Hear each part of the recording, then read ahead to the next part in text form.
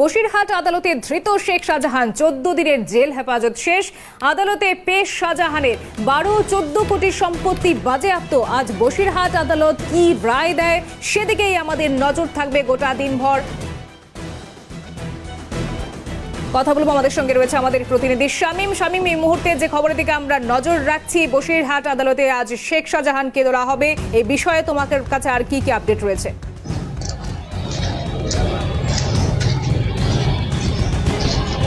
দেখো, একেবারেই সন্দেশখালীর ঘটনায় তোলপাড় হয়ে যায় রাজ্য রাজনীতি এবং ইতিমধ্যেই শেখ শাহজাহান সন্দেশখালীর তৎকালীন বেতাজ বাদশাহ, তাকে কিন্তু জেল হেফাজতে থাকার পর 14 দিন জেল হেফাজতে থাকার পর আর কিছুক্ষণের মধ্যেই বসিরহাট মহকুমা যে আদালত সেখানে কিন্তু নিয়ে আসা হবে শেখ শাহজাহানকে। এবং ইতিমধ্যেই যে খবর উঠে আসছে যে প্রথমে 12 কোটি টাকা এবং তারপর 14 কোটি টাকার শেখ শাহজাহানের সম্পত্তি কিন্তু বাজেয়াপ্ত করেছে